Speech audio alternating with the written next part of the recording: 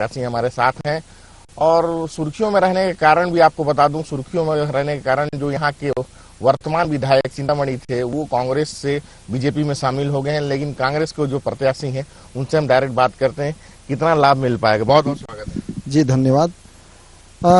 चिंतामणि के जाने से या आने से भाई ठीक है, उन्होंने पहला इंटरव्यू में जाने के बाद उन्होंने कहा कि सम्मान नहीं मिला, वहाँ भी सम्मान नहीं मिला था तो यहाँ आए थे हम, तो बड़ा सम्मान के साथ उनको दो बार हमारे पार्टी ने कांग्रेस से विधायक बनाया था।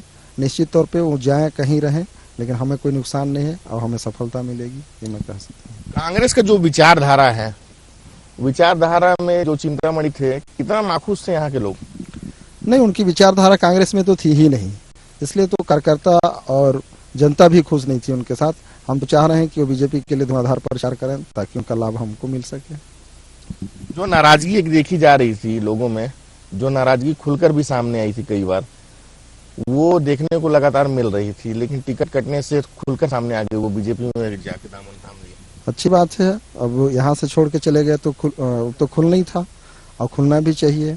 यहाँ भी उनसे लोग नाराज थे, काफ़ी नाराज थे, कार्यकर्ता नाराज थे और यहाँ की जनता भी नाराज थी, क्योंकि इसलिए कि भाई जनता चाहते हैं कि हमारा नेता हमारे बीच में हो, और उन्होंने बस 2-4-5 लोगों के बीच में घिरा हुआ था, तो काफ़ी रोष था लोगों में।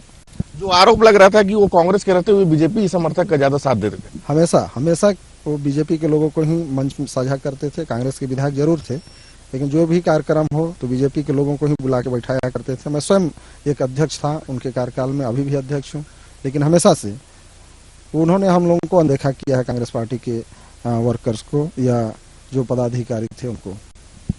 जो गड्ढे बना के गए हैं कांग्रेस के लिए, वो गड्ढे को कैसे पाटा जाएगा इतने कम दिनों में? वो कांग्रेस के लिए गड्ढा नहीं था।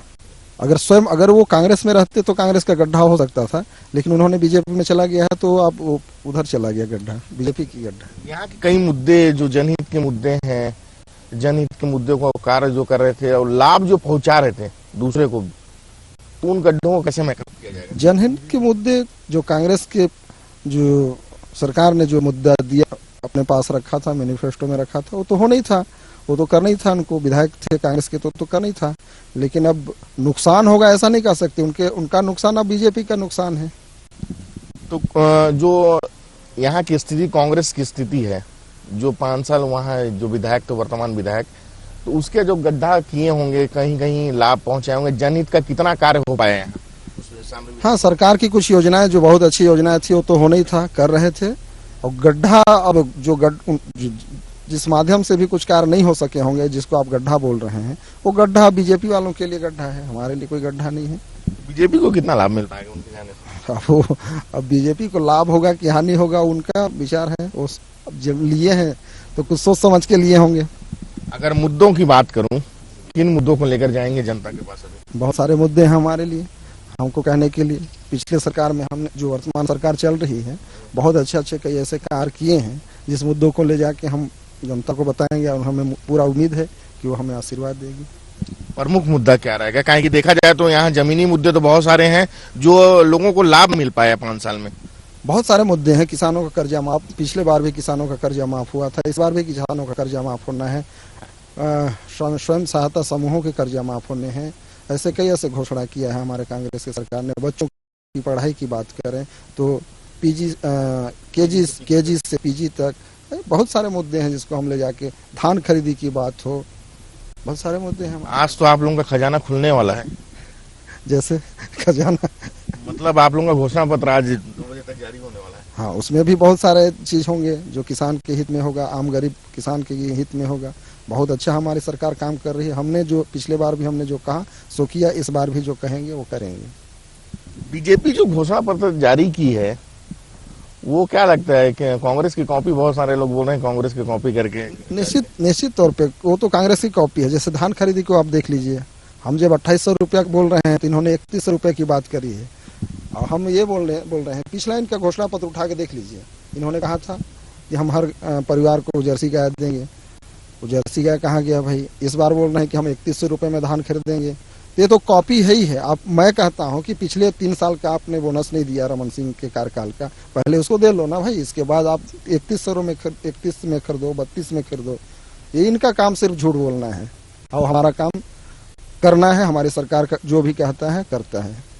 कर्जा माफी को लेकर एक बहुत बड़ा चीज आ रहा है। कर्जा माफी को लेकर बयान भी आया है कि कर्जा माफ कर दिया जाएगा। इससे पहले भी कांग्रेस की शासन बनते ही कर्जा माफ हो गया था किसानों को, तो कितना है वो? हाँ, निश्चित तौर पे कर्जा माफ होगा तो किसानों को लाभ होता है। इस बार भी होगा और अच्छे किसानों से भी बहुत अच्छे रुझान आ रहे हैं कि हाँ भाई, हमारे लिए कोई सरकार इतना अच्छा करता है तो हम क्यों ना उन्हीं को सरकार बनाएं। धुआंधार प्रचार चल रहा है आपका? जी बिल्कुल, धुआंधार प्रचार चल रहा है। प्रचार अब कुछ दिन बचे हैं, 10-12 दिन। इसमें अगर हम 100% दे दें तो बहुत अच्छा होगा।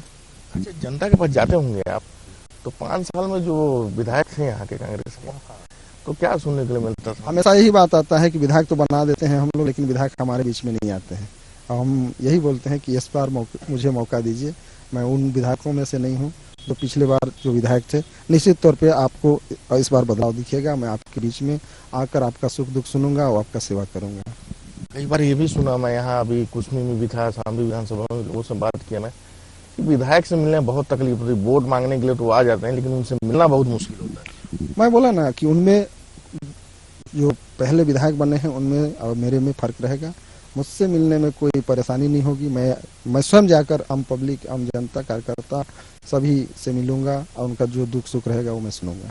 मैं आपको बता दूं, विजय पैकरा जी बहुत सरल स्वभाव के व्यक्ति हैं और इनका जो स्वभाव है, इनके चेहरे का जो हंसमुख है, वो लोगों को बहुत लाभ मिल पा रहा है। लोगों के बीच जाते हैं तो जो इनका प्यार मिल पा रहा है वो भरपूर मिल पा रहा है। विजय जी, हमारे जो दर्शक हैं उनको कुछ बोलना चाहेंगे क्या सामरी के इधर के?